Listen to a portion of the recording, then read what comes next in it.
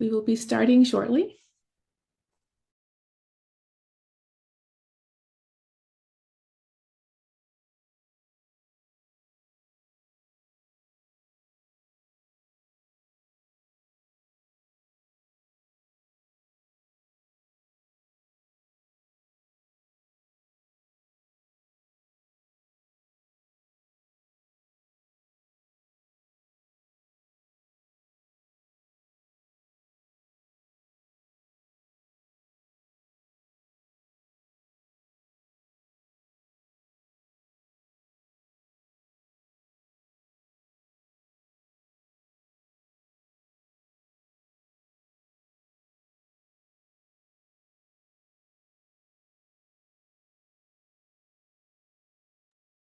Hello, everybody. In the meantime, while we wait until everybody joins, feel free to tell us in the chat where, say hello, tell us where you are joining us from.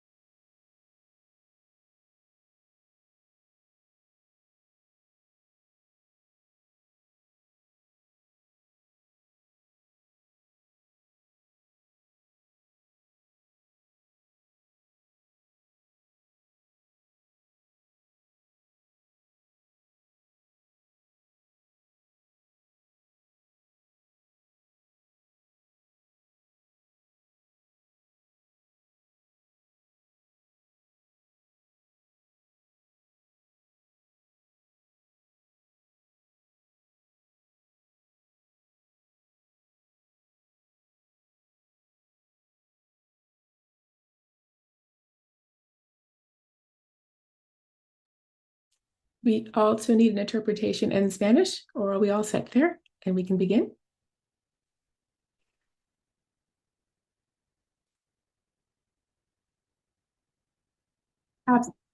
Sure, absolutely. So now that we are 2 minutes past the hour, before we begin, I would like to hand over to Noemi, one of the interpreters on the call today, who will explain how to access the language channels. Noemi?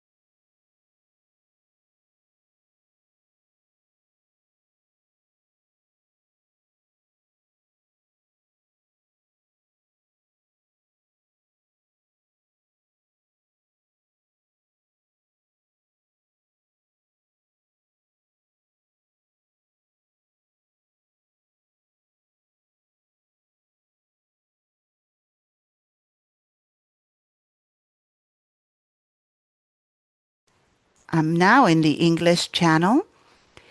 And if you can hear me directly in English, press, give me your thumbs up.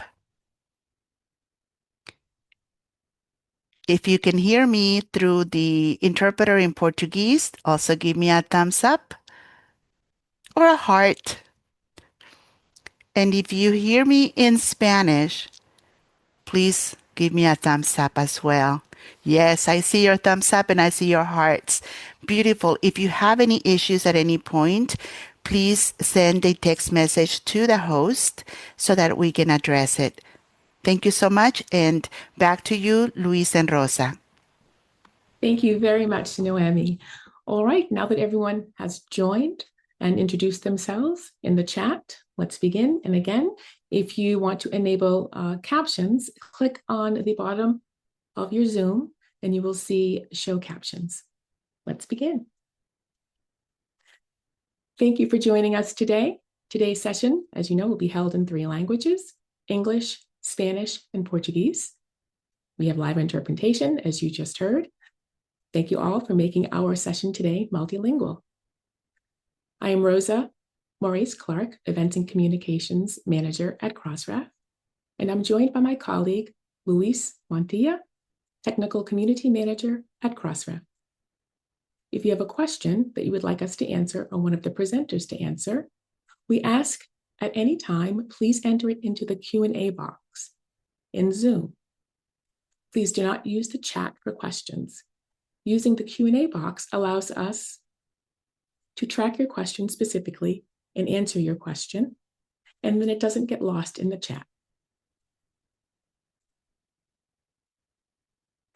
As we're embarking on this exciting session today, let me start by reminding us all that our meetings, we want them to be safe, respectful, and productive for everyone. So we ask that you be mindful of our code of conduct. We will share that link for you in the chat. It's never appropriate, nor will we tolerate any use of sexual language or imagery or language to personal qualities or characteristics or group membership, insulting language, harassment, or exposure of private information. Please note that anyone engaging in these behaviors may be excluded from the meeting. If you have a complaint about someone's conduct during the meeting, please message one of the hosts or someone from Crossref, or you can send an email to conduct@crossref.org. This session is being recorded, and we will share the recordings after the meeting. Certificates of attendance are available upon request. Now I'm going to turn over to Luis, who will walk you through today's agenda. Luis? Thank you very much, Rosa.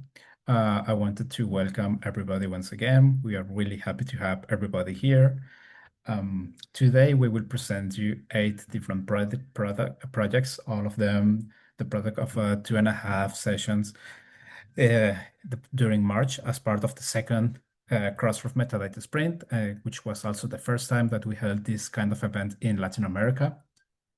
I will present you these projects. Number 1, related to scholarly retractions and corrections tools. Project number 2, OJS/OPS integrations with Crossmark. Project number 3, best practices for metadata in open journal systems. Number 4, metrics for editors using Crossref REST API. Project number 5, automated detection of reference rot. 6, metadata integrity check tools. Number 7, improving error messages in Crossref submission details. And finally, project number 8, Crossref Metadata Refiner. And with that, I would like to introduce the first project. So we will have Eugenio Teles from Genius Design presenting the scholarly retractions and corrections tools. Eugenio, the floor is yours.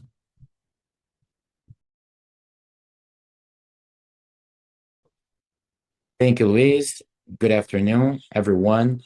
For everyone who's joining us live, for all of those who are watching the recording, So I'm really happy being here, getting to see a lot of you after we had intense days at Crossref Sprint. So I'm really happy because I'm able to share a little bit about our project that was developed in that event. Well, my name is Eugenio Teles from Genius Design. It's a company that is based in Rio de Janeiro, Brazil, and we are dedicated to support and consulting to journals, scientific journals. We are also Crossref sponsors, and one of the demands that are important for us that we work in our company in other words, whenever we have a difficulty, it's the process of registering or you're tracking or fixing data. So even those who are technically an expert, even myself as I use these procedures, many times we have to go back and go to Crossref and go over all the procedures that are needed in order to have a proper registration of a correction or anything we try to fix. And I'm sure that a process that has difficulties and it has a lot of technical demands, they come up with a lot of fear. Sometimes the community is hesitant, or they don't have a broader perspective of the entire work that has to be fixed and retracted. So even though we have Crossref documented, we have links for the XML models, XML files link for the deposit and the forms. However, if you get a user who's not so tech savvy, they might feel insecure, and they might be able to have that only on his website, but not doing everything through Crossref to have a global visibility. So the proposal was to develop a tool, a friendly tool, in order to those people who are not so if specialized in Crossref procedures and even the understanding of the minor details about the process as a whole as you retract, but doing all that through a form, just through a form where the user can fill everything out. And then the tool itself can generate the XML with a automatic deposit at Crossref. So during the Crossref sprint, we were able to develop the MVP for the app in that system that back then was baptized or named Scholarly Retractions and Incorrections tool. So through the tool that's already being available at the internet, you can access the different forms. We had two different forms that were done, one for correction and the other for retraction, understanding that the level of seriousness of how grave those registers are, they're significantly different. So in the retracting process, there is a demand that is more detailed, that you have to come up with better, accurate details. So the MVP has a dashboard where you monitor globally, and they display in real time standards for retractions and corrections that are submitted at Crossref, and that update in real time is done at every single minute, consulting directly to the API from Crossref.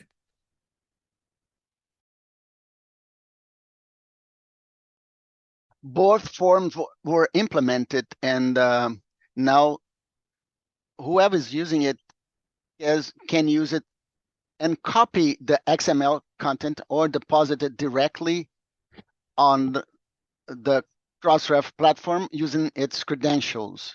So we don't store any user data, so there's no risk or compromising in terms of the data that it's provided. We just use that to connect to Crossref and to deposit the generated file and to activate that register. we have a little bit of a limitation in terms of the callback.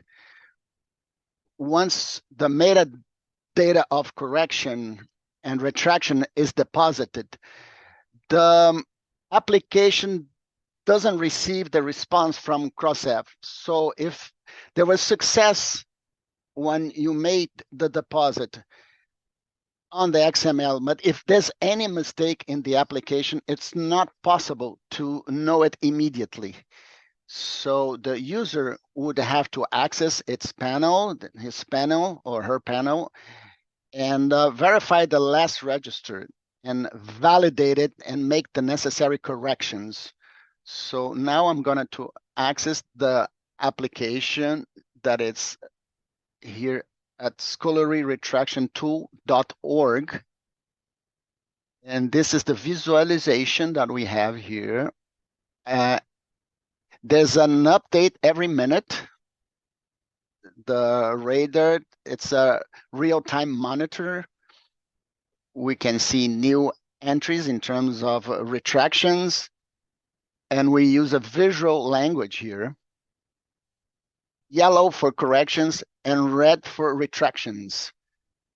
So we can here alter every year for visualization and occurrences per continent, per region, per country, the amount of occurrences, of changes. And also we can have a more advanced search by geography or by keywords. And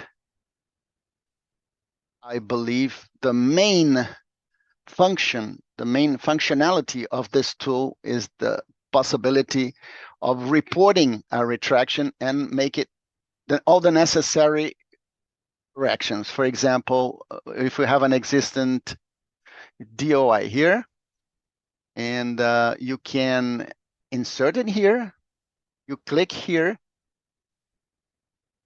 and then there's a collection of the active metadata. And here you can fill the fields with the information, the type of retraction. You can also select more than one.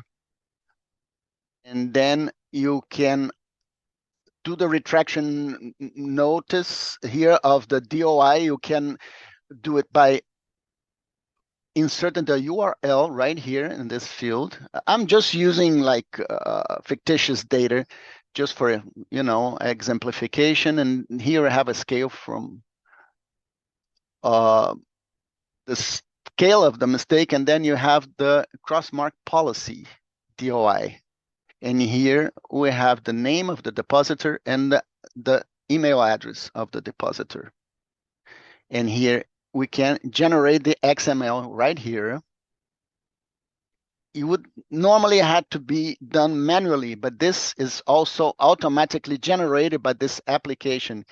You hear the ID.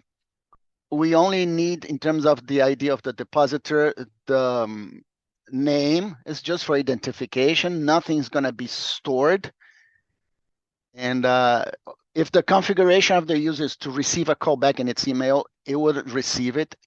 And here the collected metadata with all the info that was provided. And then the title information, we have the insertion by the application with the prefix of the retraction or correction. And we will insert the DOI right here. And then we can add all the history of the register. So the tool is already functional. You can make the deposits right here. Here you can fill up the credentials by the user. You can use the XML, and also if you need, you can download it. So for next steps for this tool, we have to refine to have comparisons between different cases and different possibilities of deposit. And sometimes we can see if there's bugs. We can also implement multilingual capability and a better implementation for the user to understand better the corrections, the transparency processes, and verify the possibility of receiving a callback from Crossref directly on the screen after you made the deposit. So all the code developed was using the Gemini and Sprint guidelines, and it's available on a NetHub.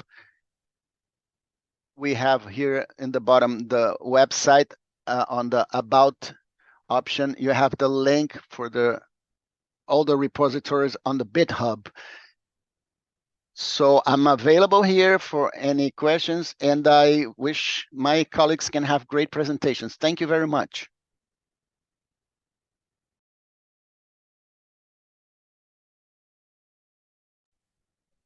Thank you very much, Eugenio. That was fascinating.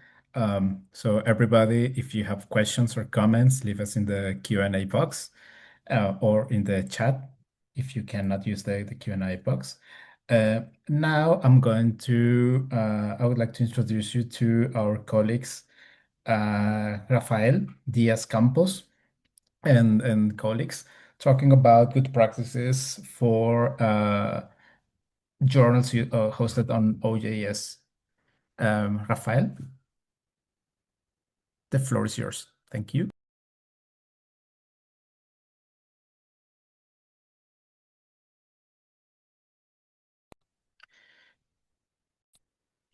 Thank you, Luis. Thank you, everybody. It's such a pleasure being here in this showcase to share the results from everything we have been developing. Me, Kelly, Sarah, Daisy, Adalino, and Pedro. My name is Rafael.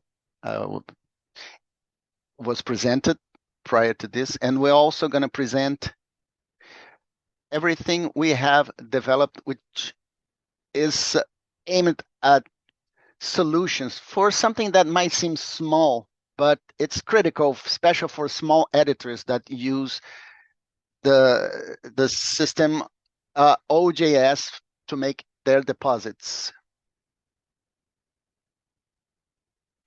So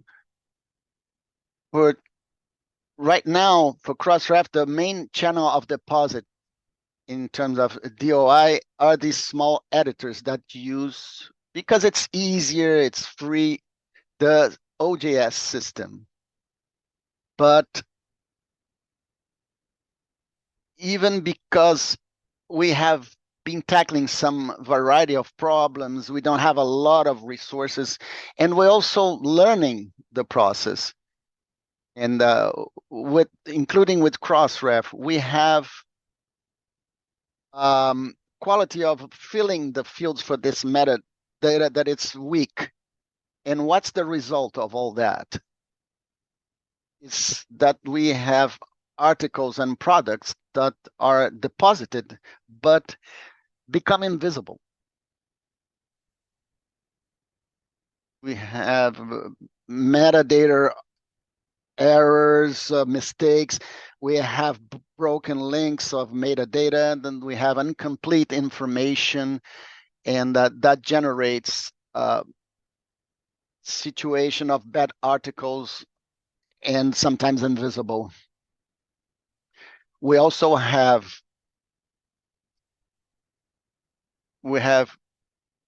especially on OJS, we have DOIs that with incomplete author data or incorrect data, and the work ID is not there.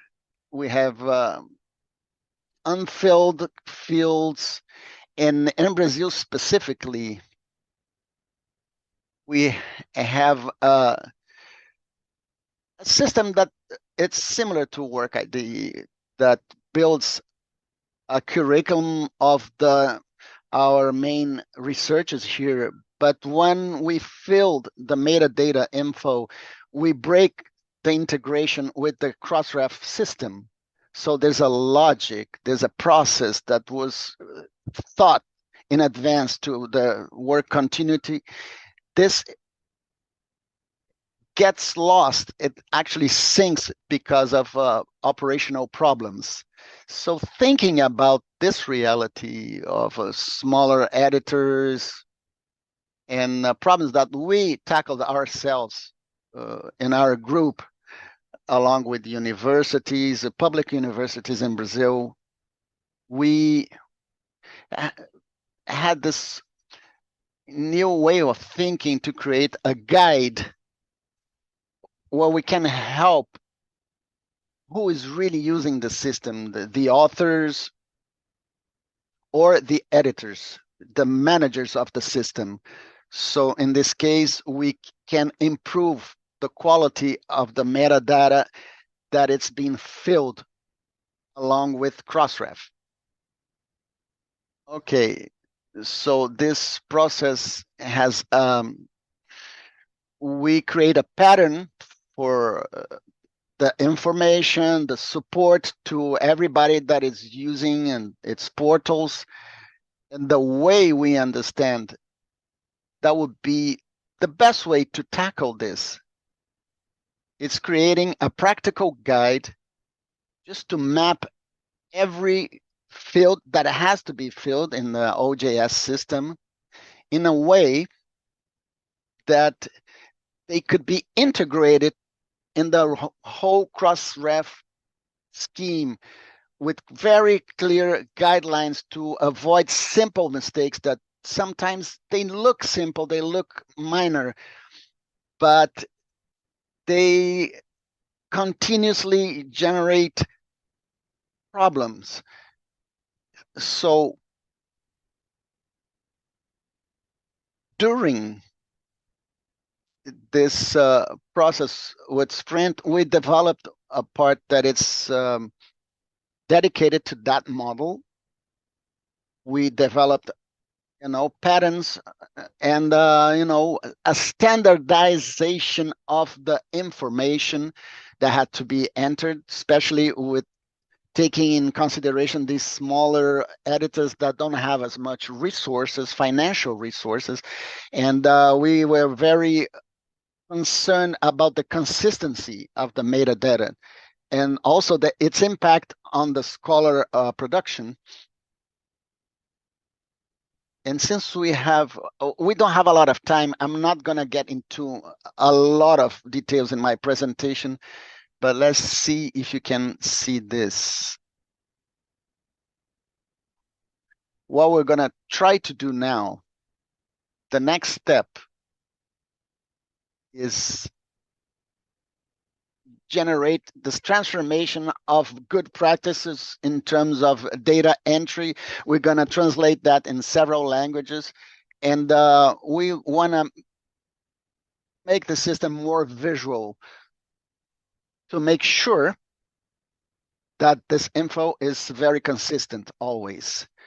And all of this because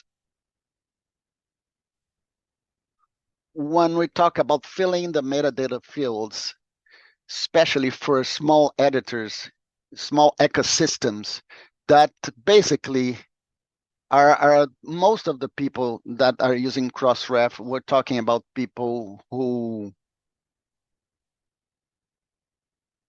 want to do everything the right way, but they still have problems to access information. So basically, that's it. Thank you so much for your time and a good work for all of us. Thank you so much.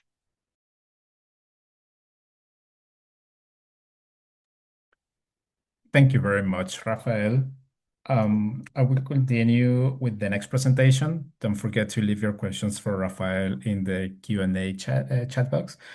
Now I will introduce my colleagues, Nicolas and Juan, presenting metrics for editors using Crossref REST API. Nico, the floor is yours.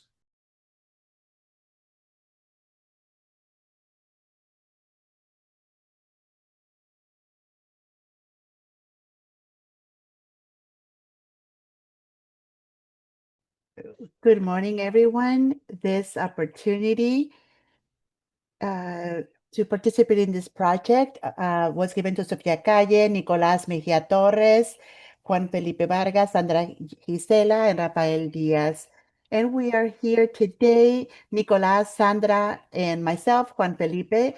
Nicolás Mejía is the journal coordinator from University of La Sabana. Sandra, Bibliotecas de Universidad Católica de Argentina, and Juan Felipe Vargas, yours truly, in New Orleans. And in this session, in this practice we are having today, we are presenting a metrics dashboard designed for editors and using the Crossref API. And through these related subjects, we will be able to use key information, and we will see what is its behavior in time and the register. And then we will take these data that is available to us in useful indicators so that we can do follow-up, do an analysis, and to use it for decision making within our own journals. And so we will be doing it using the Crossref API. Sandra will explain a little bit of that. Very well. One of the main issues that editorial teams face today is being able to access and understand metrics for their publications, which in many cases requires specific technical knowledge. And this obviously makes it very difficult to be able to reference the key data with regards to use, visibility, and reach. And obviously this ends up limiting the type of data available for decision making that would be evidence-based. Like this slide shows, the issue is not just accessing metrics, but also being able to interpret those metrics, and the lack of visibility with regards to editorial performance. And so there is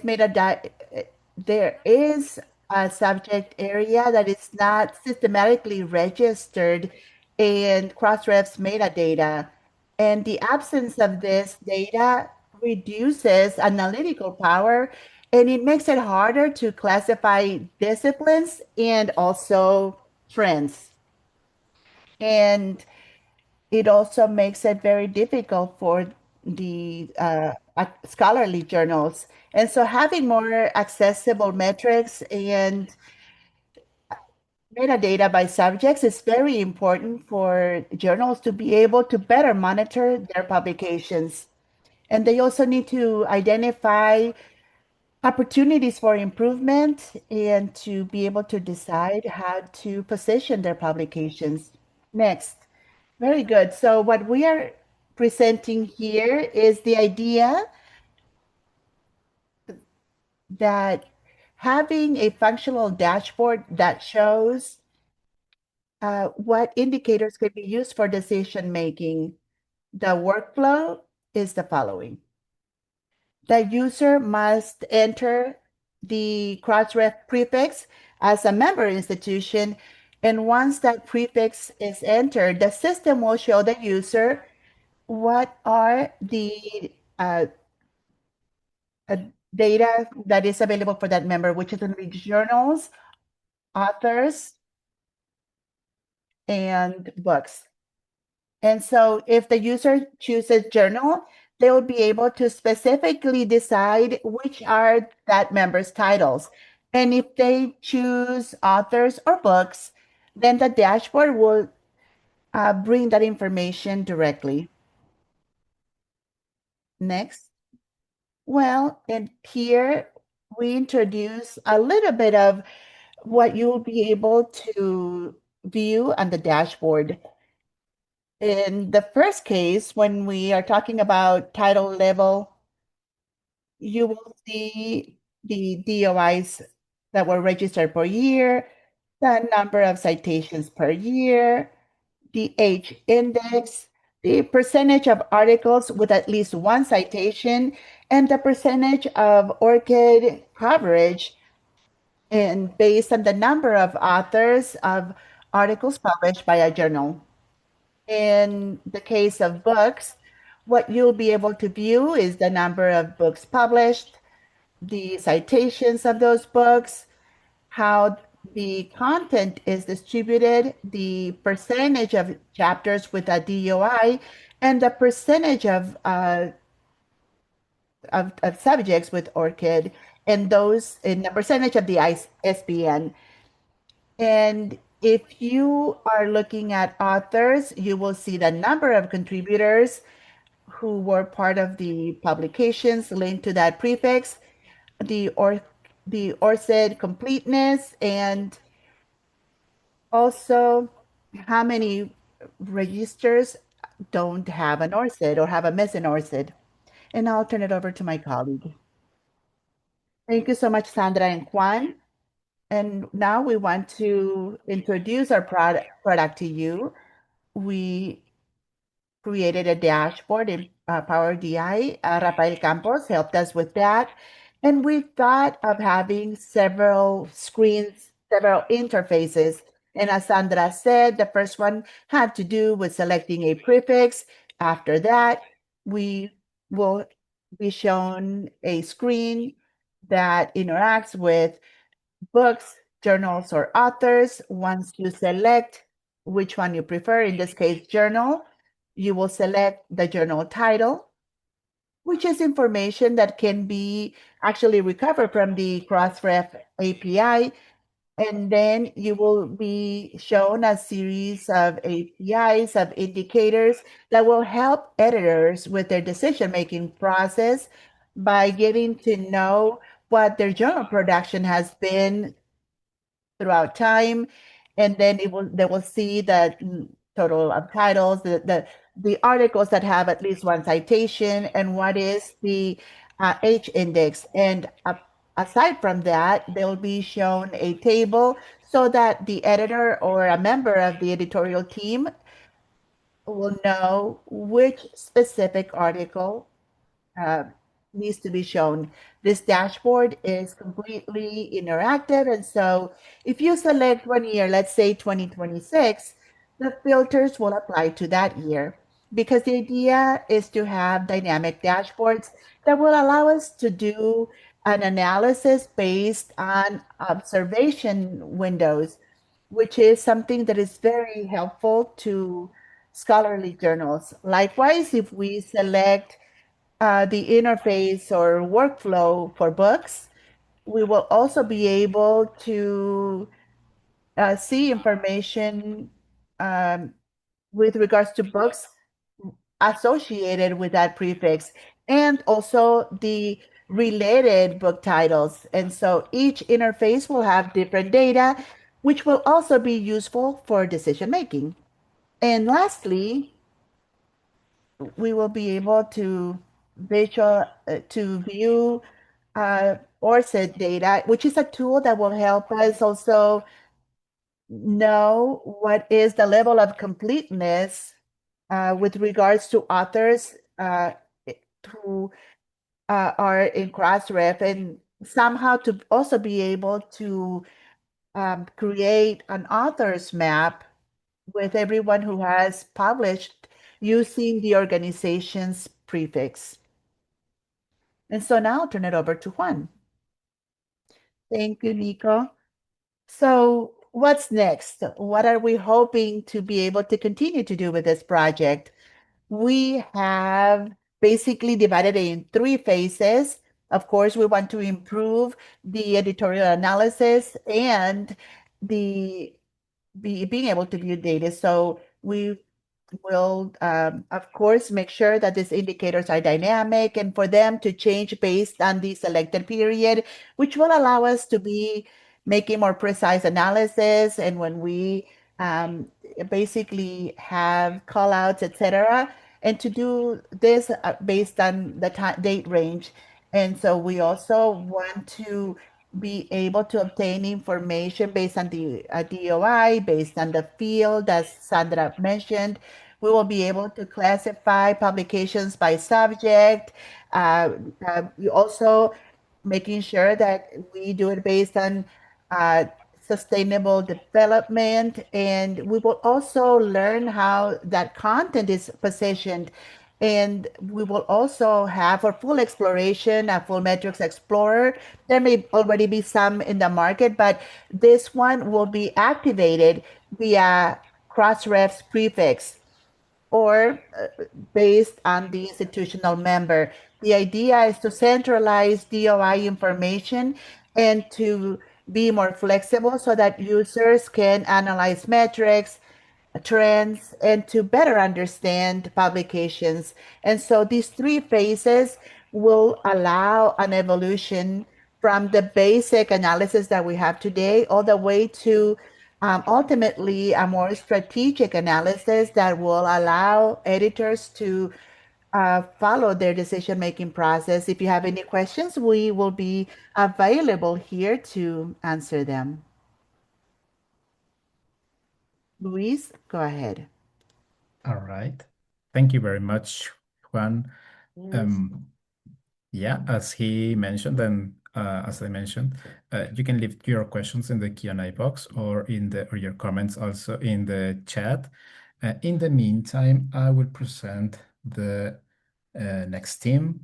So now I would like to introduce our colleagues from Cielo and Lepitus, talking about the crossmark integration on PKP software and Cielo.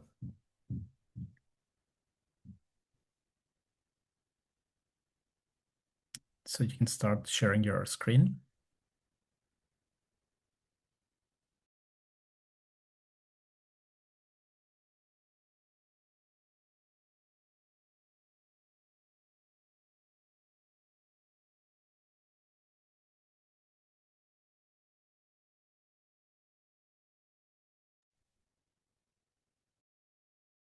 Yes, all good.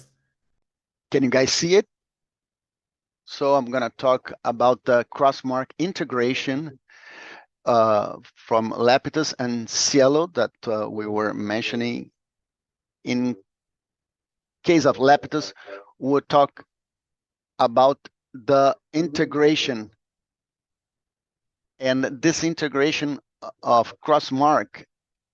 We have applications to the OGS and OPS, and we are gonna to evaluate the feasibility of developing a plugin specific for OGS that automates necessary steps to integrate the cross-mass integration workflow with the possibility of starting an implementation during the sprint. So our approach is to use talk about the 4 necessary steps, and in this case, the register of the policy page with its own DOI and depositing the XML in Crossref, registering the initial article, the XML with crossmark in its first deposit, and also automating new XML deposits every time there's an update in the articles, and also include a crossmark button in articles preprints pages.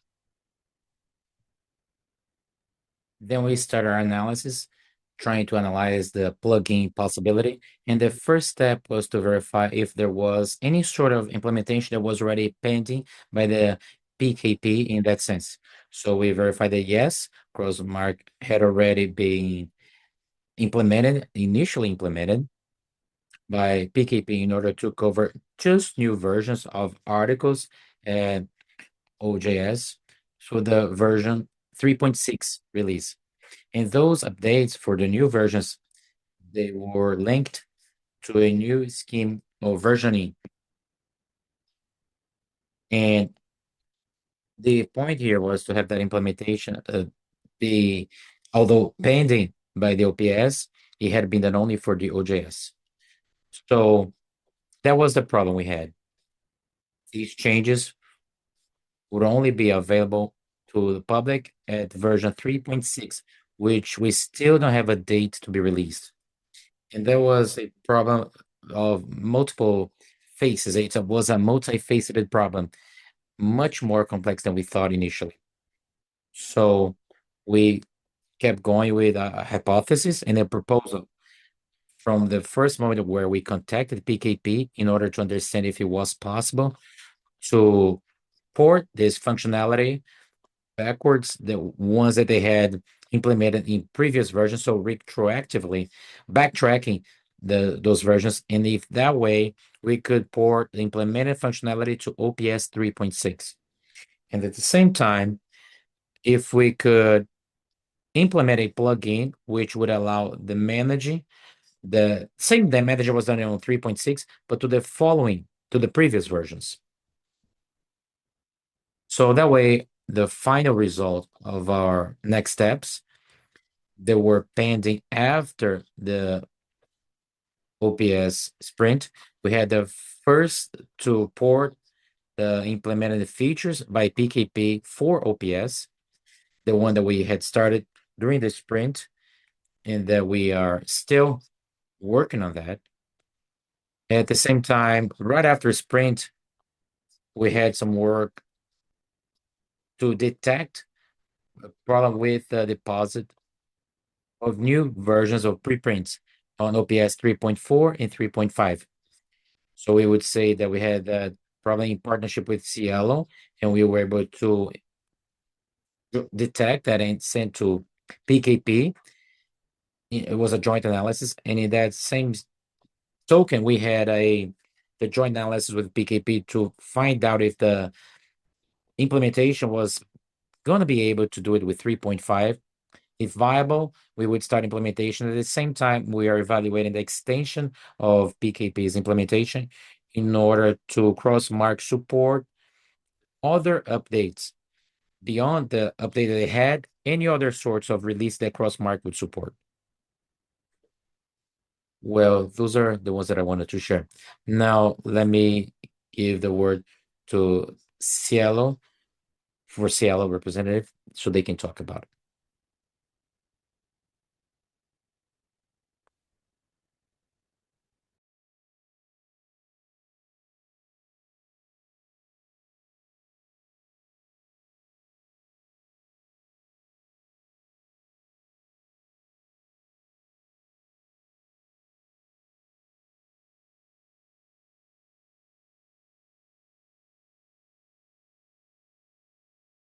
Hello, how are you?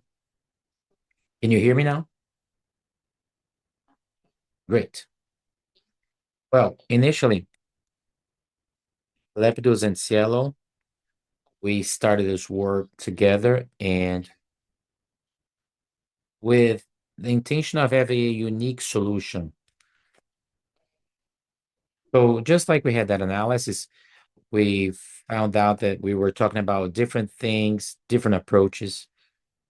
So we started to work a little bit separately, but then we studied everything together and how we were going to apply it.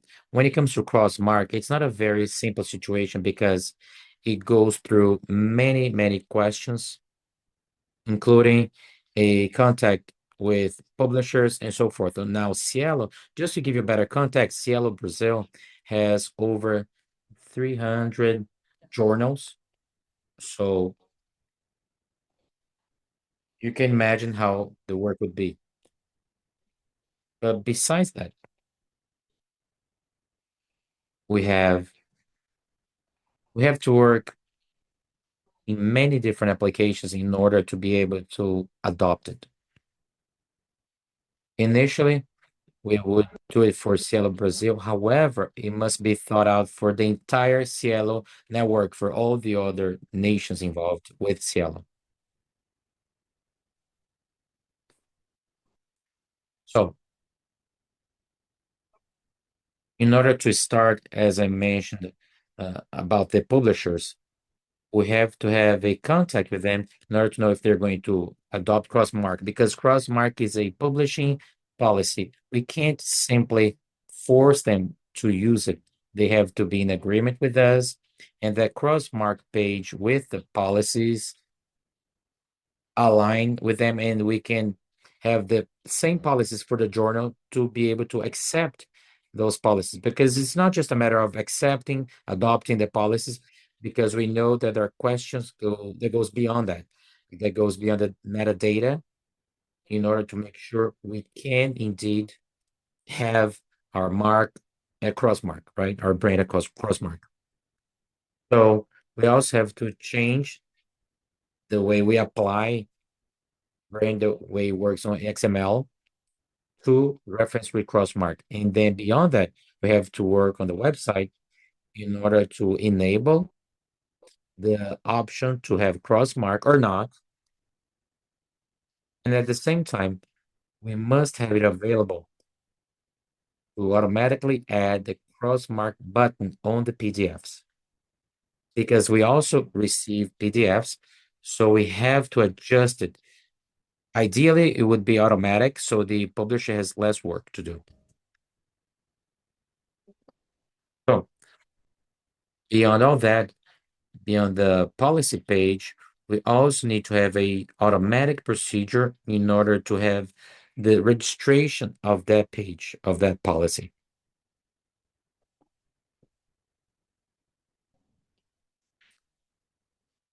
So we will need to change the workflow in order to add a crossmark icon data in the XML. In the HTML page, the same thing, and on the generated PDFs.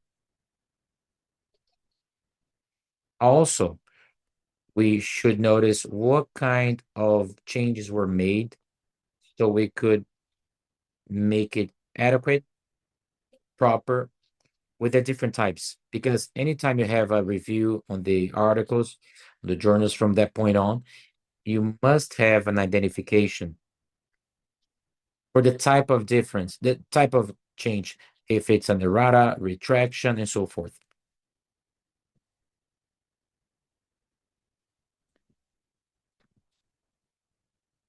So what we were able to do during Sprint, besides the analysis of what we needed to do, was the creation of issue, and the issue is available on GitHub.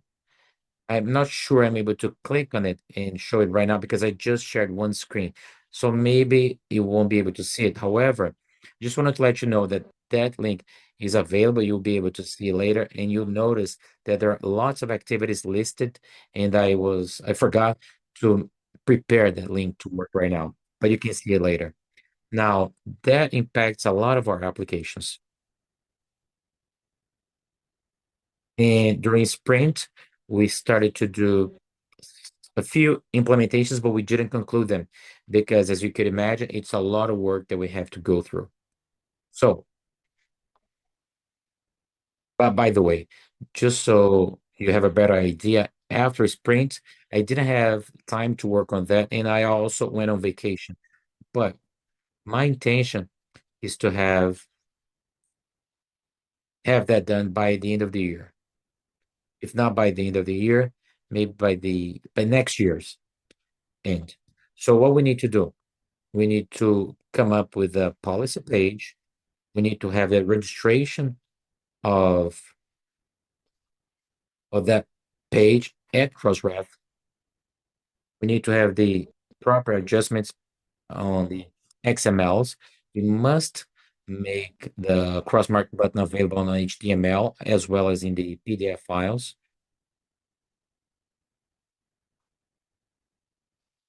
What else? And then we also need to ensure that before anything else, just so you know, Cielo receives an HTML in the format Cielo publishing schema, which is very much based on JATIS. And we must ensure that in the XMLs, that's going to be the source of XML that we send to Crossref. And in that XML, we should have all of the needed metadata. Otherwise, you wouldn't be able to generate the XML with crossmark. So this is the end of my presentation. Thanks so much for your attention. Thank you very much. Well done. Great project. So I am going to go forward and introduce the next project. So here we have Zach Vogel, who is going to be presenting on behalf of his team, their project, Analysis of Reference Rot at Scale. And Zach will be presenting in English. So Zach, go ahead and share your screen.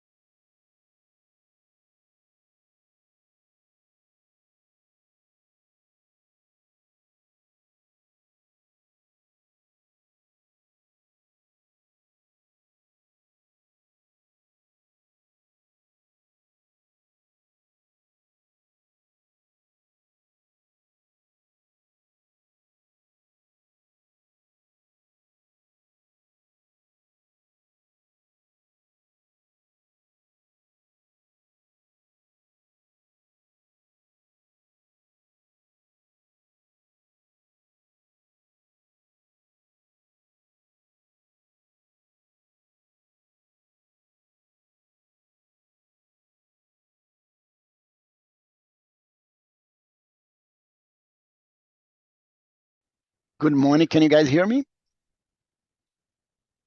Okay. So to help with this analysis of the scaling of these links, we have categories in terms of the response of status codes in HTTP. And during this analysis, we are taking in consideration that there are more categories, perhaps, that we have to take in consideration.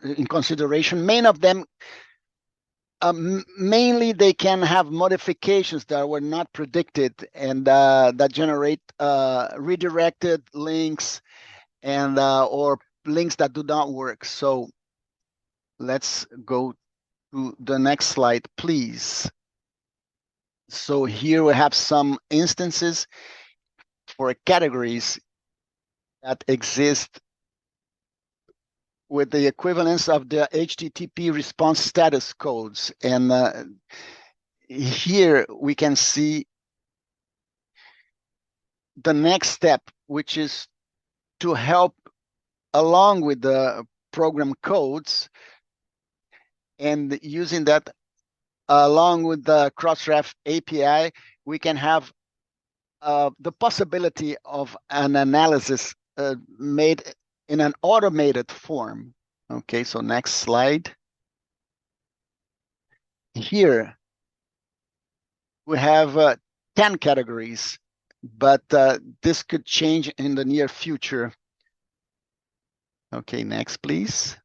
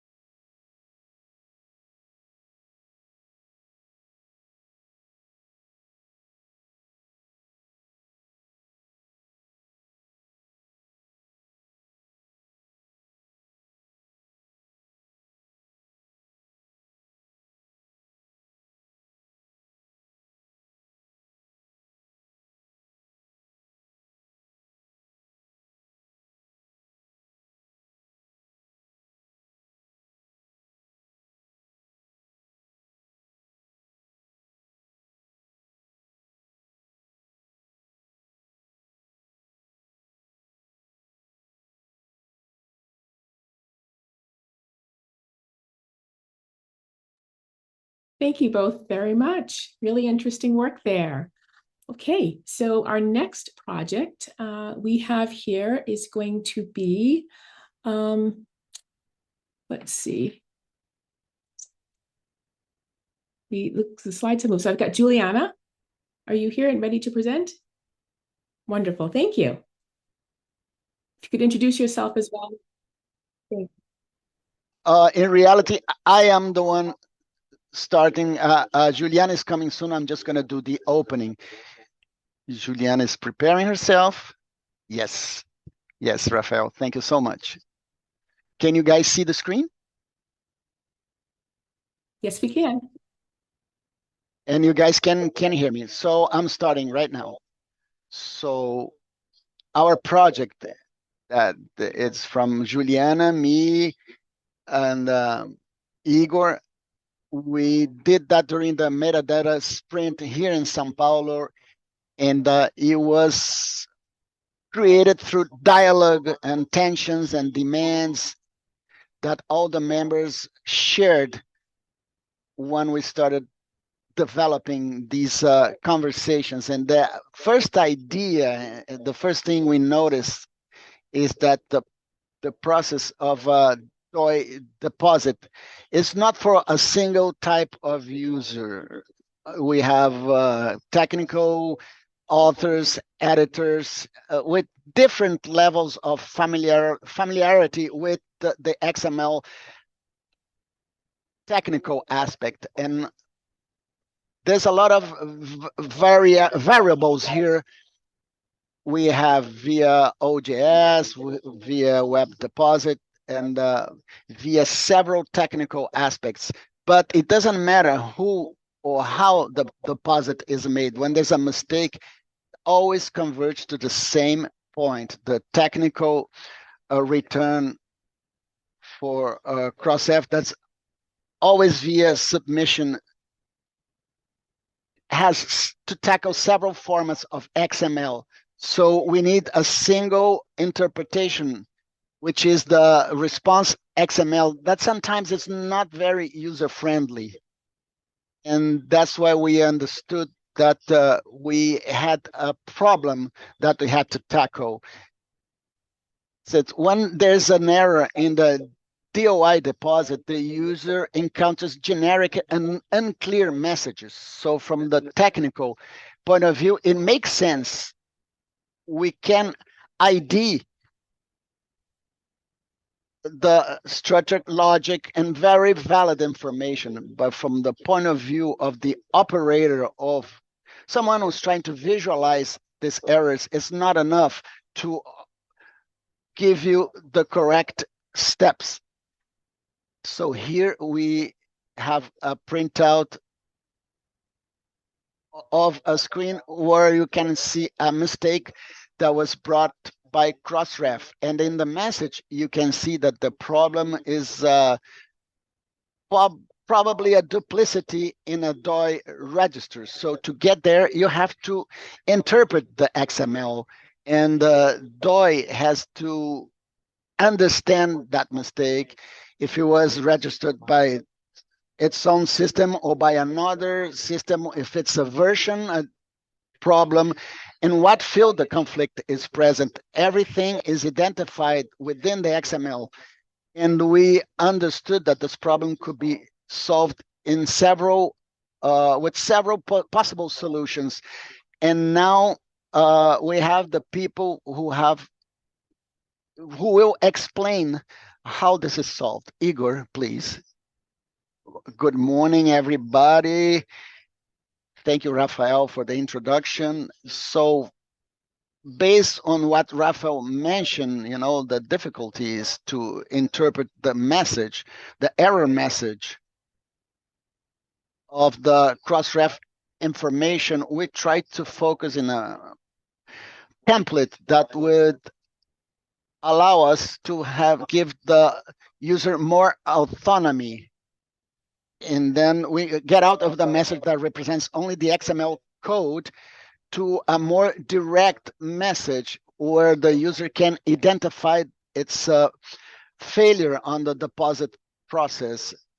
Juliana, please, the next slide. So we brought this model to Sprint, and there's more clarity in this message. And the real reason for the failure, and also a more humanized message, where you can see, for example, click here for error suggestions and solutions. And here the user has a friendlier way to interact. And also we focus on the action. Not only we point out what the problem is, but we also present a possible solution. Here we can see that in the next screen.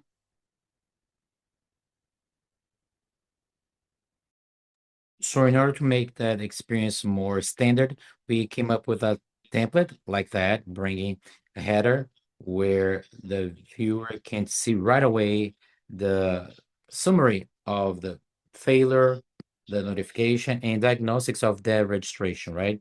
Where they can see all that information being treated individually, making the interpretation much easier. Now, can you please go to the next slide?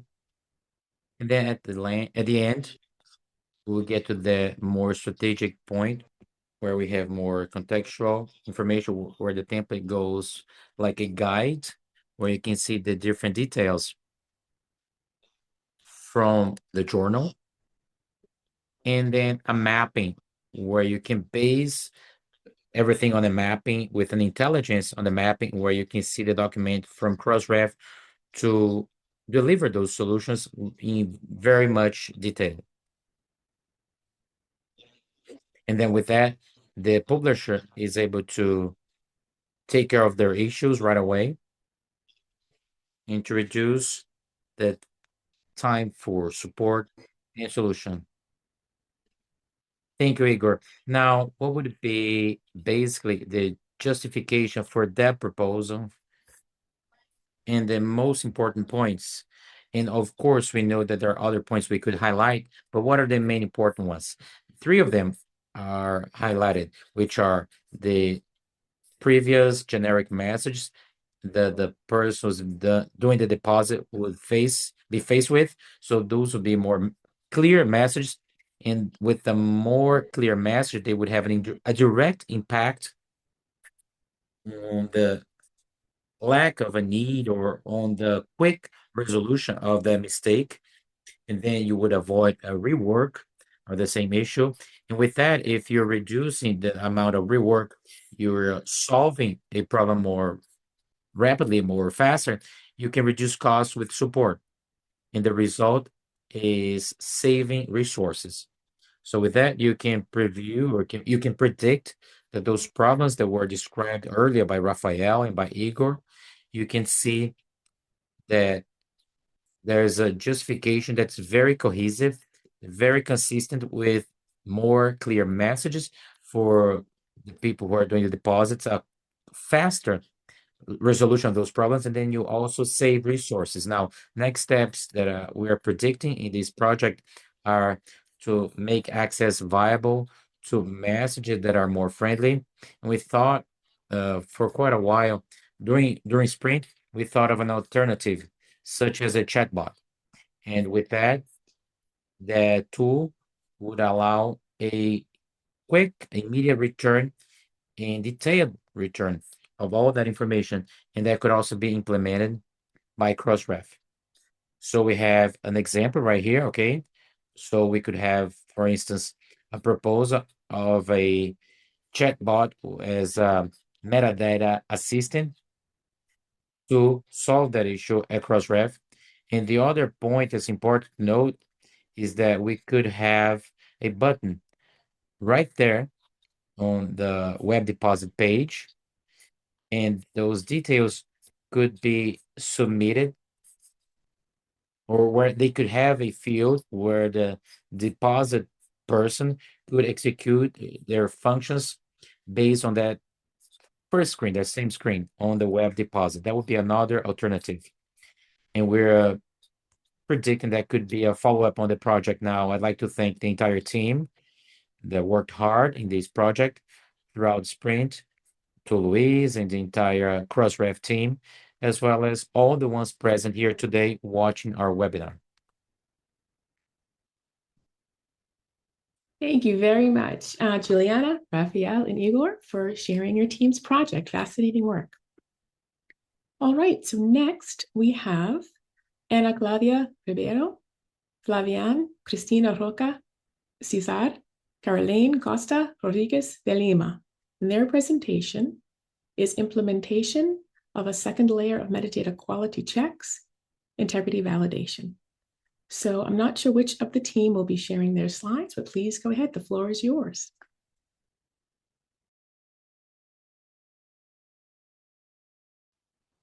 Hello, Rosa. Hello, everyone who's watching this presentation. Our group is composed by myself, Ana Claudia, and we also have Flavliani and Carolina, who's going to join us in a little bit to keep going with the presentation. She's going to take over the presentation. Now, our project, as it was already mentioned, it's called the Metadata Quality Check, the implementation of the second layer, which is a integrity validation, and has a synergy with the project by Rafael, because we're talking about the failures that we see when we have the submission of XML in the Crossref system. So what happens is, as Rafael has already mentioned, is that we submit the metadata, right, to Crossref, and then we get a message, an error message, that many times could be a little bit difficult to understand because it's an XML, it's a more technical page. So more technical message, actually. So what we wanted to do, our idea at first was to try and get better messages, and if possible, to decrease the amount of failures or mistakes that we get as we submit our data. So what happens, normally we submit everything to the system in XML, and then if you find any problems, you get an error message. Now, ideally, we would be able to treat those mistakes before submission in a way to decrease the flow of files that are treated by the system at Crossref. And with that, we would have benefits both for the user when they're submitting the articles, but also Crossref itself, because they were going to decrease the consumption of their own system. So it would really make a difference if we were able to get the errors before submission, right? Because if you have to submit the article and then you find out the diagnostics of what the problem is, then it would be a problem. So obviously that increases the line of articles that are being submitted to Crossref that could generate delays. That means the higher the amount of articles, the longer it takes to do the analysis and to get an answer back, and to consume less resources, as I've already mentioned. Now, we started to do the evaluation of that project, and we know that today, Crossref today makes metadata quality check available to us. Now, that metadata quality check is a tool to verify, to make sure you have no errors. However, that tool only sees the structure of XML to be submitted. So that means it verifies if that content that's being sent, that's being submitted, is in accordance with a certain structure. However, it does not verify all of the context. It doesn't verify the content itself of the data that's being submitted through XML. Now, that contextual verification is done right at the moment when you're submitting the article to the system. So what happens is that many times you go through metadata quality check, you go through it once and it says that the article is okay, but when you do submit it as you're going in the queue for publication, for publishing, in the system, you get an error message. So we tried as much as we could with our objective to have sort of a second layer. That's what we call the second layer, to verify those problems that are more contextual in XML in order to avoid the same issue when you find it only as you're finally submitting the article. So we created this flowchart to describe our process, how it works. So you have an XML article where you upload it, and then it goes through the metadata quality check, which is very important. Still, it's a very structural verification, which is important. And you go through the second layer, which is the quality check. And if everything is okay, then you finally do the deposit, you submit it in XML, and then you verify if there's an error. You go back to the original article to make its corrections in XML. Now, obviously, this is a project that in an ideal future, both of these layers become one single verification, right? So one single verification point where you check both the structure and context. However, in this very moment, we're still stuck where, because it's still just a project, so it's not entirely implemented. So we're doing our best to have the second layer as something that is done separately from the initial verification, which is the structural check. So as I've mentioned before, the idea is to reduce the time that you spend making the submissions, not only because you're reducing the queue time when you submit your articles, but also because you have to go through a whole lot of submissions of the same article to finally be able to get the article perfectly compatible with the system. And then also to reduce latency, as I've mentioned before. And then you also have a return of the deposit, which is better. So it's a return of deposit validation status. It's a more efficient return. And at the same time, one more thing that we thought as we were doing this project was to try and use, to influence users who are publishing their articles in XML to get better data. That means today we have information that are mandatory and other parts or pieces of information are optional and they're not mandatory. And many times those pieces of information that are not mandatory, they're also useful, even though they don't have to. And it would be nice that if the project could share the type of information. So the idea is to influence people through that second layer to offer informations that are complete, that are flawless, if you will, of an article based on the suggestion of filling out data or fields that would not be filled previously because it was just an option. So as I mentioned before, an article can be considered valid, structurally speaking. However, it could have issues in context when you try and submit at the end. Now, Carol is going to keep going with our presentation to explain how we came up with this approach. Hello, everyone. Good morning. My name is Caroline. I'm a reference library researcher in the University of Paraná. So today I'm just following up. I don't know if you're able to share my screen. Is it showing up to you guys? Let's see. We did see the presentation. It's not there now. You could reshare.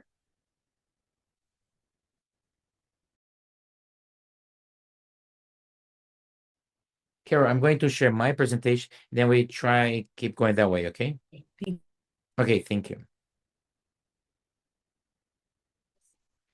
All right, that's the one. So moving on, as Anna mentioned, we thought about the second layer based on the elements from metadata that Crossref already mentions as being mandatory to have that part of our XML structure that is going to be deposited. It's going to go through that page in quality for metadata. So when you go to those metadata, besides what is mandatory, we use the ones that are considered important to improve the quality of metadata for journals that are submitted to Crossref, and they're later in DOI. So this is just a small sampling, an extract of those metadatas that are going to be part of that first layer of metadata quality check. And they're also going to be used in the second layer. So we have in the very first column, we have the metadata itself. And then the second row, we have the source of validation. Then the third is the criticality of how critical are they. So if they do not exist or they're not failed correctly, it blocks the validation of that XML. So in the validation tool at Crossref. So it also impedes or blocks the submission. Just like the previous groups by Juliana, Igor, Rafael, they talked about it, but we also have the report of errors, but it has a little bit more of complexity in comprehension because our proposal, it is also going to show a more friendly message for editorial teams to find out that error and understand how to fix it. All right, now you can go to the next slide.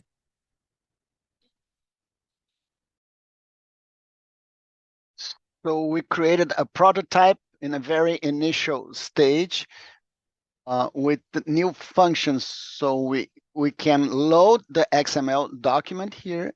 And please, can you go to the next slide? Thank you. So there's a little video that will present the XML generated article, and it goes through that tool, and we'll change the second layer analysis here, and we'll present a report with a percentage of how much the metadata is complete within the XML. And we also develop 4 categories. In red, the mistakes that are mandatory in terms of fixing, some warnings, and the blue ones for the OK files. But we already made some alterations in the project that maybe we can create a red code, so everything must be, it's a must fix before you send it. So we eliminate that delay in sending the file. And we go through that validation where we check the reports that are also sent by email. And then we sometimes will be in doubt of what should I alter here? I'm not sure. So in this case, we'll have a report that's going to be very clear in terms of the corrections to be made. And this is an alert to the publisher. And it's also, it works as a training tool too, because then you can see clearly everything that has to be altered, and it's a must in terms of the quality and integrity of the metadata. And in this case, we can offer more metadata accountability, operational, how operational it is, how correct it is. And this is our current status in that proposal. I would like to thank Luis, Rosa, Ana, and all the colleagues that participate in Sprint, because I had the chance to meet so many interesting people, and we can feel the synergy every time we meet. Thank you so much. Very nice words. Thank you. We absolutely appreciate your participation, all of you. And it's been so great to see all of these outputs coming out of the sprint. I realize that we're at time, but we have one more project to go. If you all will just hold tight with us here. It's going to be presented by Fabiano Santana, and it's a Crossref Metadata Refiner. So Fabiano, if you will go ahead and share your screen, that would be great. Can you see it? Not yet. There we go. Okay. I see it now. Okay, so, well, I'm Fabiano Santana. I'm from Galois Science. We work with scientific associations, making sure that they can focus on the science itself, not the paperwork related with it. So before I start, I wanted to ask you all one question. How many of you know from the top of your head which articles you deposited last year that are missing essential metadata? Probably not many people. So right now, Crossref provides us a bunch of really cool tools to check the metadata participation report and some dashboards. But honestly, that amount of data for any publisher can really quickly get to be like a ginormous size. So you can get to dozens of thousands of lines on your participation report. And that is a problem because ideally, a highly cited paper, it's more important and we should fix that first than one that still doesn't have any citation. And nothing on the current toolchain helps us to find that. And in the end, basically, the editor gets in a sort of paralysis because it doesn't know exactly what to do. Our idea is basically to fix on that. So the proposal is to have like a project that is basically easy for editors to check and have some visual feedback. So you don't need to be a developer or wrangle through like a 70,000 lines of CSV files to figure out what is the DOIs that you need to fix and how you should fix, you know. Also, we have like an open core framework. So you can, like, if you're a developer like me, you can run on your computer like data and generate your own reports based on the Crossref API. But if you're not, you can have like a really great interface where you can basically see the report and share with your peers, and you also receive like an email with that. And something that we had to make sure is that we are polite with the Crossref API, because when we were doing some tests, some people saw that we were like accessing the server too much. So everything is considered that we don't hammer the Crossref servers at any moment. So basically, can you check if you're going to listen to my sound right now? Because I tried to share the sound and I'm not really sure if it is working. Can you hear it? No. No. Okay, so I'm going to send the link on the chat. I think everyone just got it. So, and I will explain right now how it is working. So, oops. So basically what we are doing here is you have a place where you basically enter your ISSN, like it is doing right now. We are going to go through all the data that you have on the Crossref system and all your DOIs, and we are going to basically find the issues that you have and rank them on a really easy to see interface. Right now it's downloading on the demo. So here's an actual SSN that you can see. You get this report. If you want to do like a zoom out and check on your prefix, you can click on the prefix report like I'm doing right now. And then you can see all the different SSNs and journals from that prefix with all the data on the score and a list of the issues that you need to fix. Also, you receive an email with all that data. So that lands on your inbox. You can share with your peers, do whatever you want with it. It is all free. You can try it right now. If you want to scan this QR code to test it, I will send also the link after I finish on the chat here. I have the QR code here. So what are the next steps? So this project is basically we trying to say thank you for Crossref for all the work they do, and that we here at Galois and everyone on Science relies every day for publishing. And I hope this is useful for other people, and I would really appreciate if you could try with your ESSN. It's free. You can just go right now on the QR code that is here, I think, on your right side of the screen. Also, we have like a roadmap that is public of the features that we are developing. If you can vote on any of the ideas there, suggest your ideas. And if you have any questions or feedback, I know we are late on time, you can either use the Q&A here or send me an email. It is down here as well. So basically, that is my presentation. And thank you again, Crossref, for inviting us for the conference, for hosting it, and for connecting everyone together.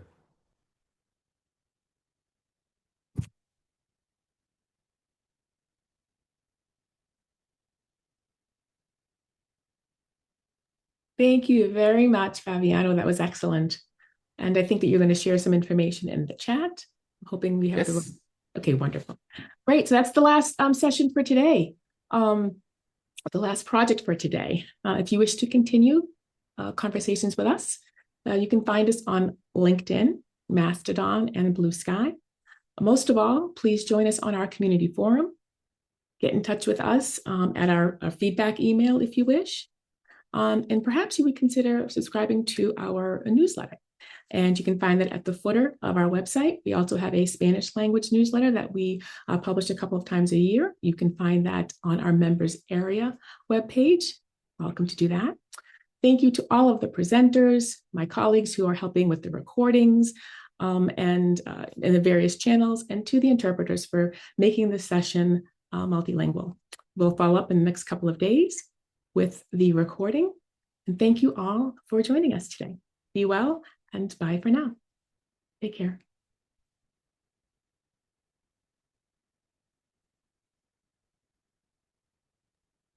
Bye-bye. Thank you.